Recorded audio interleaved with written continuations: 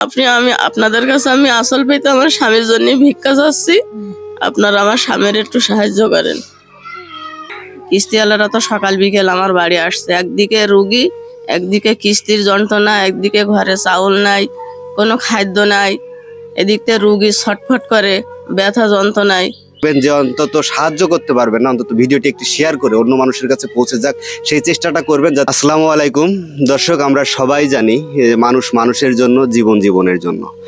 যদি সামান্য একটি জ্বর ঠান্ডা কাশি হয়ে একটি মানুষের শরীরে দেখা দেয়, তাহলে সেই মানুষটা কাতরাতে থাকে, বিছানায় পড়ে যায়। কিন্তু একটি দেহের ভিতরে কিডনিতে পাথর, লিভার, প্রস্রাবে ইনফেকশন, এরম তিনটি কঠিন মরণব্যাধির রোগ নিয়ে যদি একটি শরীরের ভিতরে থাকে, তার শরীরে কতটুকু যন্ত্রণা হয় সেটা যার হয়েছে সে একমাত্র জানে।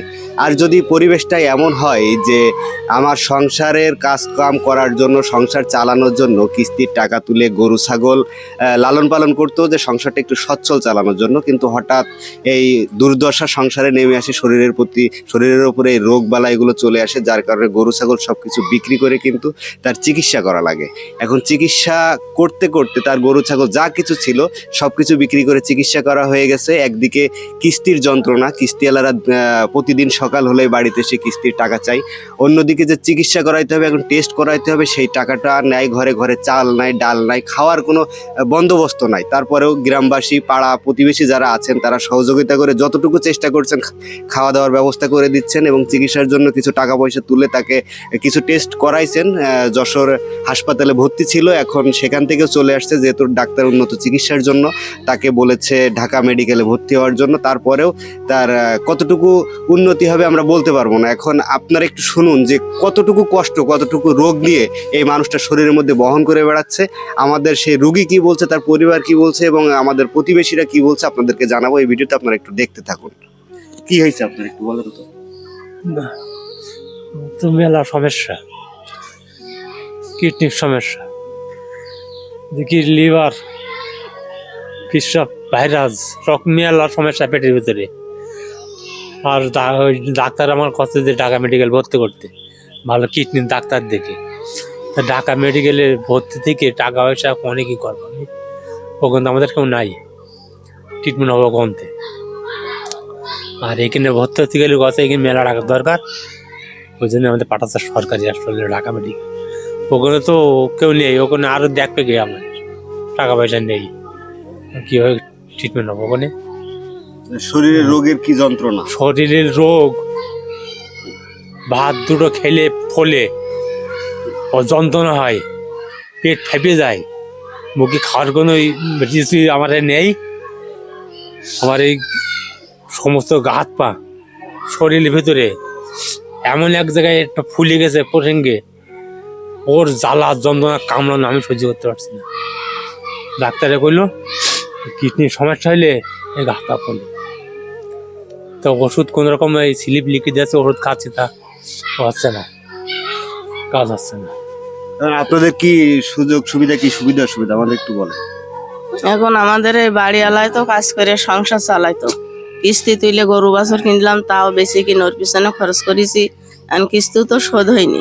কিস্তিওয়ালারা তো সকাল বিকেল আমার বাড়ি আসছে, একদিকে রুগী, একদিকে কিস্তির যন্ত্রণা, একদিকে ঘরে চাউল নাই, কোনো খাদ্য নাই, এদিকে রুগী ছটফট করে ব্যথা যন্ত্রণায়। সামান্য জ্বর কাশি হলে তো মানুষের কত কষ্ট হয়, আর ওর দেহের ভিতরে কত রোগ, ছটফট করে কান্দে। মেয়েরটা আছে 4 মাস ধরে অসুস্থ, মানে সংসারে এমন কোনো কিছু নেই যে বেশি কিনে তার ভালো পারবো। আরও দিনাদায় কি যন্ত্রণায়, রাত্রি সকালে হলে ঘুমোতে পারি না, রাত হলে দিনাদায় কি করে দেবো। মরতে তো একদিন হবেই, ঋণ থেকে তো মরা যাবে না।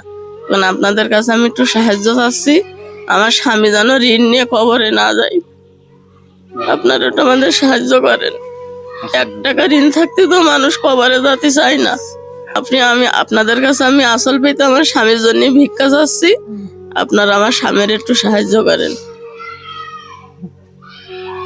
দর্শক, আপনারা শুনছিলেন এই অসহায় পরিবারটির সম্পর্কে। এখন যদি একটু তাকে চিকিৎসা করে সুস্থ করা যায় তাহলে কিন্তু তিনি আবার কর্ম করে তার যে দিনা আছে, যেই কিস্তির টাকাগুলো আছে এবং আশেপাশের মানুষজনের কাছে যে টাকাগুলো বাকি আছে সেগুলো কিন্তু দিতে পারবে। আমাদের গ্রামের একজন মুরব্বীর সাথে আমরা কথা বলে জানতে চাবো এই ঘটনাটা সম্পর্কে, আর কি আপনাদেরকে একটু জানাই।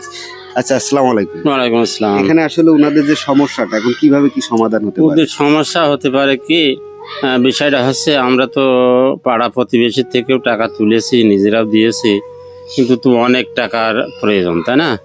কিন্তু ওর যা শরীরের ভিতরে যে সমস্যা, কিস্তি ছিল, গরু বাছুর ছিল, যতটুকু সে পেরেছে কারণ না জানে সেগুলো করেছে, কিন্তু এখন তো তার সামনে আর তেমন কিছুই নেই, তার শুধু ছটফটানি ছাড়া তার আর কিছু নেই।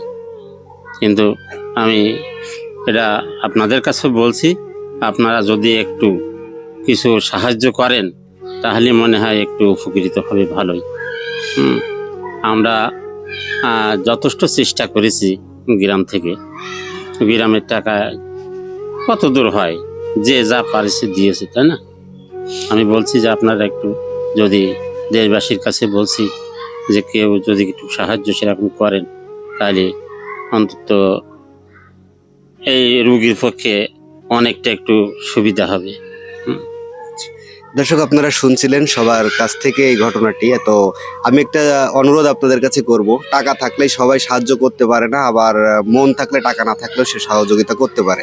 তো আপনারা যারা আর্থিকভাবে সহযোগিতা করতে পারবেন, আমি এই স্ক্রিনে নাম্বারটি দিয়ে রাখছি, আপনারা অবশ্যই সেই অসহায় পরিবারের সাথে যোগাযোগ করে তাকে একটু সাহায্যের ব্যবস্থা করবেন। যে অন্তত সাহায্য করতে পারবেন না, অন্তত ভিডিওটি একটু শেয়ার করে অন্য মানুষের কাছে পৌঁছে যাক, সেই চেষ্টাটা করবেন যাতে এই পরিবারটি একটু সচ্ছলতা ফিরে আসে, একটু চিকিৎসা নিয়ে যেন বেঁচে থাকতে পারে, এই পরিবারটা দুই মুঠো খেয়ে বেঁচে থাকতে পারে। সেই সহযোগিতা আপনারা সবাই করবেন, এটা আমরা সবাই কামনা করছি।